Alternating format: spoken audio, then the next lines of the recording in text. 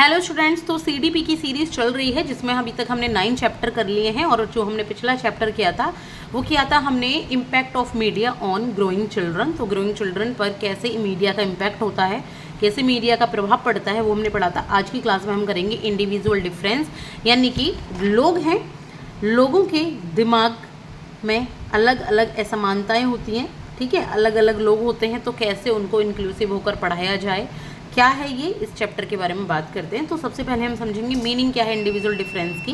देखिए, individual difference जो होता है लर्नर्स में होता है। अलग अलग टाइप के लर्नर्स होते हैं, किसी का माइंड कैसा है, किसी को थोड़ी प्रॉब्लम है, कोई ज़्यादा इंटेलिजेंट है, कोई एवरेज है, किसी को किसी चीज़ में एक्सपर्ट है, कोई किसी चीज़ में एक्सपर्ट है। तो यही आपका इंडिविजुअल डिफरेंस होता है। डिफरेंस अमंग लर्नर्स विच डिस्टिंग्विश और separate them from one another, जिससे वो एक दूसरे से थोड़े से सेपरेट लगते हैं। ठीक है, कि ये अलग है। अब दो बहन भाई ले लो, कहते हैं ना मम्मी पापा की ये तो गाने में बहुत अच्छा है, ये गाना अच्छा गाता है लेकिन ये डांस में बहुत अच्छा है, दूसरा ये पढ़ाई में बहुत अच्छा है लेकिन ये खेलों में बहुत अच्छा है।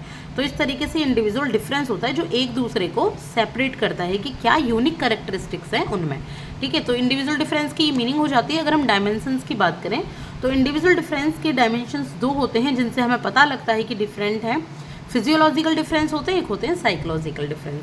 फिजियोलॉजिकल डिफरेंस कौन से होते हैं? जो शारीरिक चेंज होते हैं, शारीरिक बदलाव। किसी की कोई लंबा है, कोई छोटा है थोड़ा सा, ठीक है, कोई यहाँ पे काला है थोड़ा बहुत, कोई गोरा है, या फिर किसी की बॉडी है वो एथलेटिक टाइप की है, कोई थोड़ा लीन है।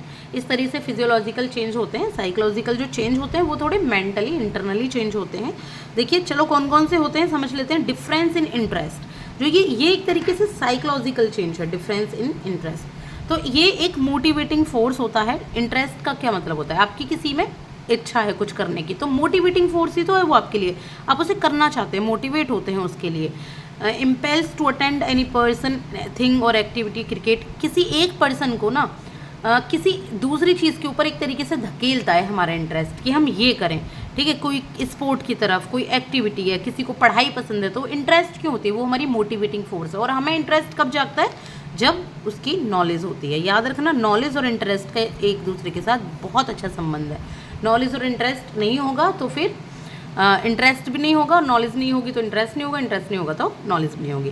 इसके बाद बात करें डिफरेंट इन एटीट्यूड्स की, तो एटीट्यूड जो होता है ये एक एक्वायर्ड टेंडेंसी है, ये एक मोटिवेटिंग फोर्स है। पूछा जा सकता है एग्जाम में कि मोटिवेटिंग फोर्स क्या होता है? इंटरेस्ट होता है। एक्वायर्ड टेंडेंसी क्या होती है? जब एक बच्चे इस दुनिया में आ जाता है तो एक इंटरेस्ट जागता है किसी चीज़ की तरफ। ठीक है, उसको नॉलेज होती है, कुछ एक्सपीरियंस होता है, तो उसका एटीट्यूड बन जाता है बहुत सारी चीज़ों अपने पास्ट एक्सपीरियंस से।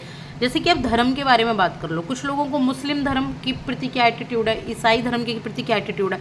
क्यों है? क्या उसने जन्म से सीखा एटीट्यूड? नहीं। जब उसने आसपास देखा माँ बापों को कि अच्छा ये ईसाई धर्म के लोग हैं, चर्च जाते हैं, मुस्लिम धर्म के लोग हैं, मस्जिद, तो उसका एटीट्यूड उनके प्रति वो बन जाता है। ये एक्वायर्ड होता है, हमारे एनवायरनमेंट से, हमारे एक्सपीरियंस से हम सीखते हैं।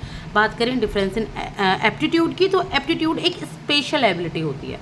एबिलिटी कैसी होती है कि हमें जिस चीज़ में इंटरेस्ट है ना, हमने वो चीज़ फिर सीख ली। ठीक है, किसी को म्यूज़िक में इंटरेस्ट है, कोई गाता बड़ा अच्छा है तो उसने म्यूज़िक की क्लास ही ले ली, मेडिकल की क्लास, मैकेनिकल की क्लास। जिसका एप्टीट्यूड, जिसकी स्किल्स भी है, स्किल्स और इंटरेस्ट दोनों ही जब मिल जाते हैं तो वो एप्टीट्यूड हो जाते हैं। इसके बाद बात करेंगे डिफरेंट इन वैल्यूज़ की, तो वैल्यूज़ क्या होती हैं? जो भी हम घर से सीखते हैं, अपने कल्चर से, अपने मोरालिटी से, अपने स्पिरिचुअल से डिफरेंट वैल्यूज़ होती हैं। ठीक है, किसी कोई मंदिर जाता है, किसी का आदर सम्मान करना, मैनर्स होना, ये सब वैल्यूज़ होती हैं। इसके बाद बात करेंगे डिफरेंट इन एस्पिरेशंस, यानी कि जो महत्वाकांक्षाएं होती हैं। हर बच्चे की महत्वाकांक्षा अलग अलग होती हैं। किसी को कुछ बनना है, किसी को कुछ बनना है, किसी को टीचर बनना है, किसी को इंजीनियर बनना है, किसी को एक ऐसा सेटिस्फेक्शन चाहिए, एक ऐसे लेवल पे जाके उसे मतलब नहीं है कि मेरी गवर्नमेंट जॉब है, प्राइवेट जॉब हो, लेकिन सेटिस्फेक्शन लेवल हो। तो ये एस्पिरेशंस होती हैं, कुछ अचीव करना, एक कहते हैं ना एक लक्ष्य रखना, उसको एस्पिरेशन कहते हैं। इसके बाद है difference in psychomotor skills. Psychomotor skills क्या होती हैं? जो भी आपका दिमाग और आपका शरीर दोनों ही जिसमें चले, जैसे कि आपकी डांसिंग स्किल्स हो गई, ठीक है, एकेडमिक और प्रोफेशनल स्किल्स होती हैं, वो आपकी साइकोमोटर स्किल्स होती हैं। ठीक है, जो नए नए एक्सपेरिमेंट करने से आपके पास आती हैं। तो ये अलग अलग स्टूडेंट्स में, अलग अलग बच्चों में अलग अलग तरीके से होती है। तो भाई अभी के लिए इतना ही। इंडिविजुअल डिफरेंस मैंने आपको डायमेंशंस के साथ समझा दिया है। आई होप कि आपको समझ आया होगा। आगे की जो मैं 11वीं क्लास लाऊंगी आपके लिए बहुत इंपॉर्टेंट क्लास लेकर आऊँगी, बहुत मज़ेदार क्लास होगी। जिसका नाम होगा मल्टीपल इंटेलिजेंस पर्सपेक्टिव। और साथ के साथ मैं बहुत सारी CDP की थ्योरीज आपको कराने वाली हूँ, जल्दी ही सारी थ्योरीज मैं कंप्लीट करा दूंगी। आप देखना मत भूलिएगा, कुछ मैं शॉर्ट्स में भी डालती रहती हूँ CDP को, तो आप वहाँ से भी देख सकते हैं। अगर आप लॉन्ग वीडियो नहीं देखना चाहते तो चैनल को लाइक और सब्सक्राइब करें। Thank you so much.